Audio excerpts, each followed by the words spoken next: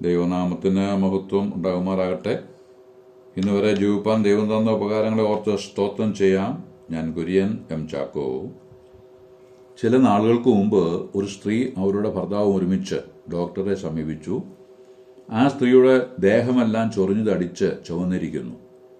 ഡോക്ടറുടെ പരിശോധനയിൽ രോഗകാരണമൊന്നും വ്യക്തമായില്ല. അനവധി ടെസ്റ്റുകൾ ആവർത്തിച്ചു. എല്ലാ ടെസ്റ്റുകളുടെയും റിപ്പോർട്ടിന്റെ അടിസ്ഥാനത്തിൽ ഡോക്ടർ പറഞ്ഞു, നിങ്ങൾക്ക് ശാരീരികമായി എന്തെങ്കിലും രോഗങ്ങൾ ഉള്ളതായി തോന്നുന്നില്ല. ഏതായാലും നിങ്ങൾ ഇന്ന മനഃശാസ്ത്ര വിദഗ്ധനെ കൂടി ഒന്ന് കൺസൾട്ട് ചെയ്യണം. അവർ അങ്ങനെ ചെയ്തു.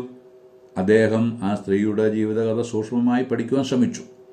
അവർ തൻ്റെ അനുഭവങ്ങൾ ഡോക്ടറുമായി പങ്കുവച്ചു. ഒരു സഹോദരി മാത്രമേ അവർക്ക് ഉണ്ടായിരുന്നുള്ളൂ. പിതാവ് മരിക്കുന്നതിന് മുമ്പ് തന്റെ സ്വത്തുക്കൾ 2 പുത്രിമാർക്കുമായി വീതിച്ചുകൊണ്ടുള്ള വിൽപത്രം എഴുതി വച്ചിരുന്നു. അച്ഛൻ്റെ മരണശേഷം സ്വത്തുക്കൾ വിൽപത്രപ്രകാരം വീതിച്ചു.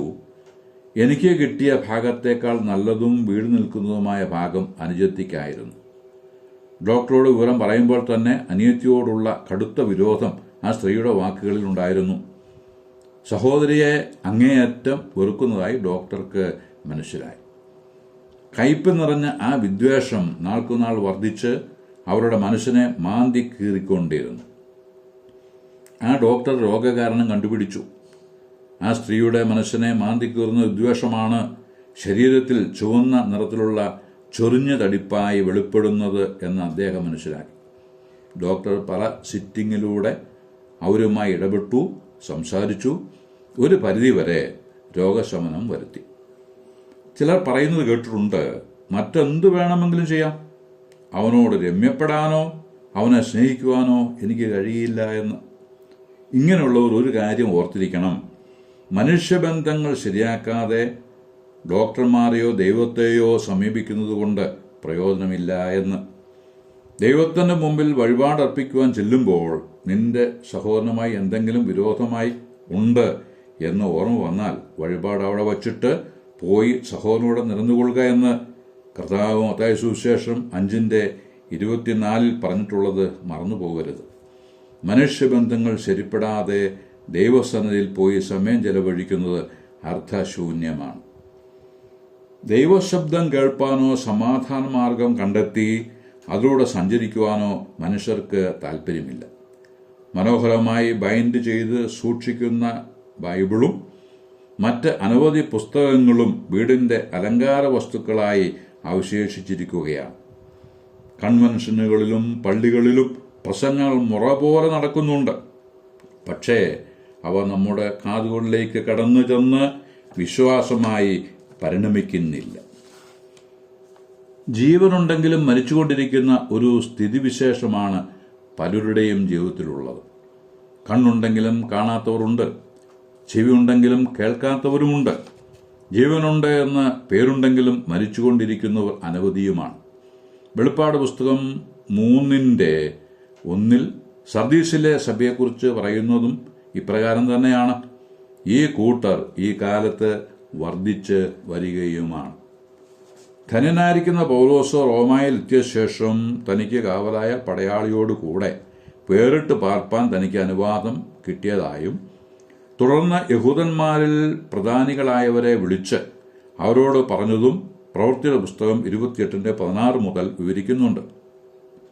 പൗലോസ് തന്റെ ഭാഗം വിവരിച്ച് പറഞ്ഞതിനു ശേഷം ഇസ്രായേലിന്റെ പ്രത്യാശ നിമിത്തമാകുന്നു ഞാൻ ഈ ചങ്ങല ചുമക്കുന്നത് എന്ന് കൂട്ടിച്ചേർത്തു. ഇസ്രായേലിന്റെ പ്രത്യാശ എന്നത് മശിഹായുടെ ആഗമനമാണ്.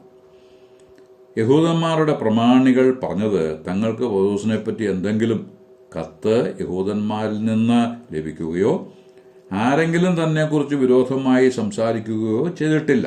എങ്കിലും പൗലോസ് പ്രസംഗിക്കുന്ന ക്രിസ്തീയ വിശ്വാസത്തിന് എല്ലായിടത്തും എതിർപ്പുള്ളതുകൊണ്ട് ആ കാര്യത്തെപ്പറ്റി കൂടുതൽ കേൾക്കുവാൻ അവർ താൽപ്പര്യപ്പെടുന്നതായി അറിയിച്ചു. ചില നാളുകൾ കഴിഞ്ഞ ശേഷം ഒരു ദിവസം നിശ്ചയിച്ച് യഹൂദന്മാരിൽ നിന്ന് ഒരു കൂട്ടം പൗലോസിൽ നിന്നും കേൾക്കുവാൻ അവന്റെ അടുക്കൽ കൂടി വന്നു. ലഭിച്ച സന്ദർഭം പാഴാക്കാതെ അവൻ ദൈവരാജ്യത്തെക്കുറിച്ചും യേശുവിനെക്കുറിച്ചും അവർക്ക് ബോധ്യം വരുമാറ് അവരോട് സംസാരിച്ചു. ഇങ്ങനെ ചെയ്യയിൽ രാവിലെ തുടങ്ങി സന്ധ്യ വരെ പ്രവാചക പുസ്തകങ്ങളിൽ നിന്നും മോശയുടെ ന്യായപ്രമാണത്തിൽ നിന്നും അവൻ അവർക്ക് തെളിയിച്ചു കൊടുത്തു. ചിലർ വിശ്വസിച്ചു, മറ്റു ചിലർ അവിശ്വസിച്ചു. അങ്ങനെ യോജിക്കാതെ പിരിഞ്ഞു പോകുമ്പോൾ പൗലോസ് അവരോട് പറഞ്ഞത് എന്തെന്നാൽ, നിങ്ങൾ ചെവി കൊണ്ട് കേട്ടിട്ടും ഗ്രഹിക്കാതിരിക്കും, കണ്ണുകൊണ്ട് കണ്ടിട്ടും കാണാതിരിക്കും. കണ്ണുകൊണ്ട് കാണാതെയും ചെവി കൊണ്ട് കേൾക്കാതെയും ഹൃദയം കൊണ്ട് ഗ്രഹിച്ച് മനം തിരിയാതെയും ഞാൻ അവരെ സൗഖ്യമാക്കാതെയും ഇരിക്കേണ്ടതിന് ഈ ജനത്തിന്റെ ഹൃദയം തടിച്ചിരിക്കുന്നു എന്നുള്ളത് യെശയ്യാപ്രവാചകൻ മുഖാന്തരം പിതാക്കന്മാരോട് പറഞ്ഞത് ശരിയായിരിക്കുന്നു. ഇന്നും അത് ശരി തന്നെ. കൺവെൻഷൻ കഴിഞ്ഞും യോഗങ്ങൾ കഴിഞ്ഞും മടങ്ങിപ്പോകുന്നവരുടെ അവസ്ഥയും ഇതുതന്നെ. നാം പറഞ്ഞു തുടങ്ങിയത് ഒരു സ്ത്രീയിൽ കത്തിനിന്ന വിദ്വേഷത്തിന്റെ ജ്വാലയാണ് ശരീരത്തിൽ വെളിപ്പെട്ട ചൊറിച്ചിലും തടിപ്പും ചുവപ്പുമായി വെളിപ്പെട്ടത് എന്നാണ്. ഉള്ളിൽ നിറഞ്ഞു കവിയുന്നത് വായിലൂടെ പുറത്തു വരും എന്ന് യേശു കർത്താവും പറഞ്ഞു. അത് ഛർദ്ദിച്ചു പോകുമെന്നല്ലോ. പിന്നെയോ കൊലോസ്യ ലേഖനം 3:8 പറയും പ്രകാരം നിങ്ങളുടെ ഉള്ളിൽ ഉള്ള കോപം, ക്രോധം, ഈർഷ്യ, വായിൽ നിന്ന് വരുന്ന ദൂഷണം, ദുർഭാഷണം ഇവയൊക്കെയും വിട്ടുകളവീൻ. ഇവിടെ പാപത്തിന്റെ വളർച്ച കാണുന്നു. കോപം അതിൽ തന്നെ പാപമല്ല. കോപിച്ചാൽ പാപം ചെയ്യരുത് എന്നാണ് എഴുതിയിരിക്കുന്നത്. പാപം ചെയ്യുവാനുള്ള സാഹചര്യമാണ് കോപത്തിലൂടെ വെളിപ്പെട്ടു വന്നിരിക്കുന്നത് എന്ന് സാരം. കോപം നിലനിർത്തിയാൽ അത് പാപമാകും. എങ്ങനെയെന്നാൽ അത് ക്രോധമായി മാറും. അത് പാപചേഷ്ടകളിലൂടെ വെളിപ്പെട്ടു തുടങ്ങും. അത് തുടർന്നാൽ ഈർഷ്യയാകും. ശരീരമൊക്കെ ചൊറിഞ്ഞ് പല്ലുകടിച്ച് കൈയുരുട്ടി അത് പ്രകടിപ്പിക്കും. ഇത്രയും ആയാൽ മനുഷ്യന്റെ നിയന്ത്രണം വിട്ടുപോകും. പിന്നീട് അവരെന്നെ ചൊടിപ്പിക്കുന്നതായ ദൂഷണവും ദുർഭാഷണവും വായിൽ നിന്ന് പുറപ്പെടും. ആകയാൽ കോപിച്ചാൽ പാപം ചെയ്യാതിരിപ്പീൻ എന്ന് എഫേസ്യ ലേഖനം 4:26 പറഞ്ഞിരിക്കുന്നു. കോപിച്ചാൽ തന്നെയും ആ കോപം സൂര്യൻ അസ്തമിക്കുവോളം നിങ്ങൾ വെച്ചുകൊണ്ട് ഇരിക്കരുത്. പിശാചിന് ഇടം കൊടുക്കരുത് എന്നും വചനം പറയുന്നു.